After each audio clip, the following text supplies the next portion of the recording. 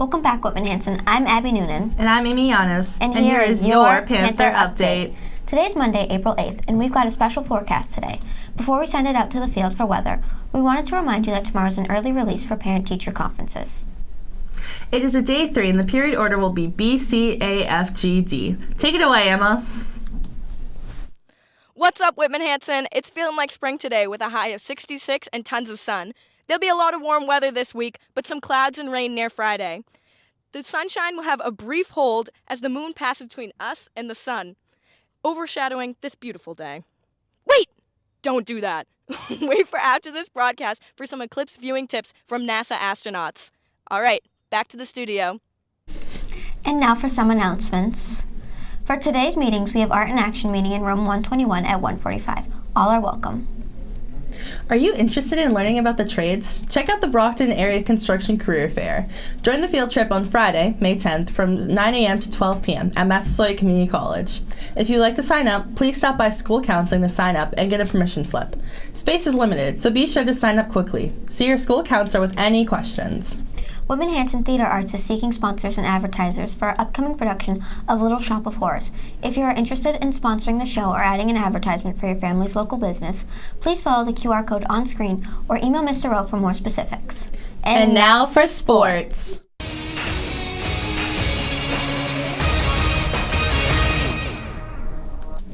With spring sports being fully in swing, Whitman Hanson TV sports reports are back in action. Let's get you caught up on this weekend's competitions.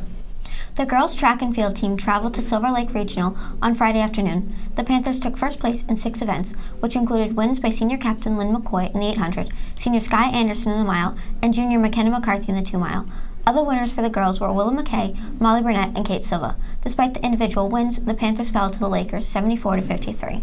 The boys' track and field team also opened its dual meet season against Silver Lake High School Friday. In a hard-fought battle, the Panthers came up sport 72-55. Senior captain Alex Cajas won the mile and 2 mile, while senior Jake Capoletti won the 110 hurdles and the triple jump. Senior Derek Olson won the 400, and the 4x100 relay team of Luke McLaughlin, Lucas Hamilton, Matt Lee, and Kevin Bruzak also won for the Panthers. The cold weather didn't deter the boys from battling throughout the meet, and many first-time track athletes performed well in the loss.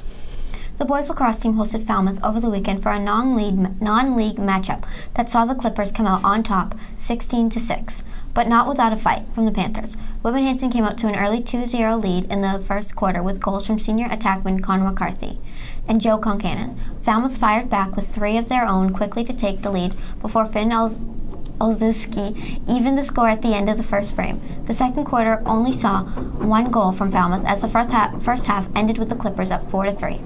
The game stayed very tight until the middle of the third quarter when the Clippers capitalized off the penalties and rattled off 6 goals within those 2 minutes. Despite Whitman Hanson's effort to claw back, Falmouth never looked back, widening the score as time ticked on. Senior goaltender David McNeil stood on his head at times, making 15 saves in the day. For today's varsity home games, we have girls tennis, softball, and unified track and field all taking on the Dragons of Duxbury, safely starting after the completion of the solar eclipse at 4:30. Good luck, Panthers. That's all for us, Whitman Hanson. See you next time.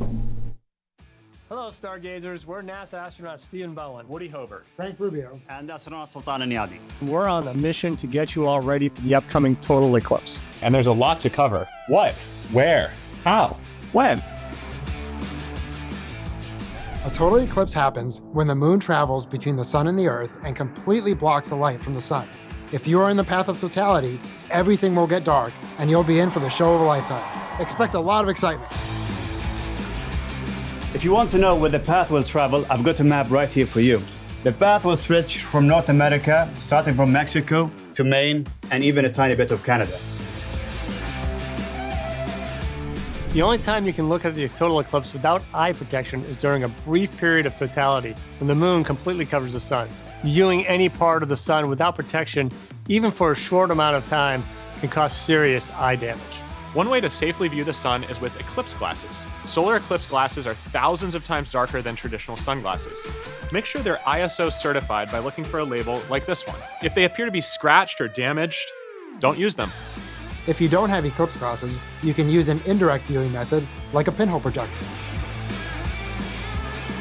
Basically, use any holy object and cast a shadow on a nearby surface and check out the crescent shapes. If you're feeling crafty, you can even make a pinhole viewer using a cardboard box. If you want to use a telescope, binoculars, or camera to view the sun, you must place a safe solar filter on those too, except during totality.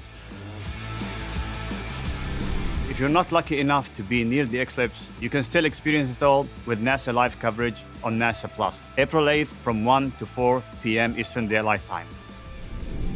Of course, you can find all this information and more at go.nasa.gov/eclipse2024. Happy viewing!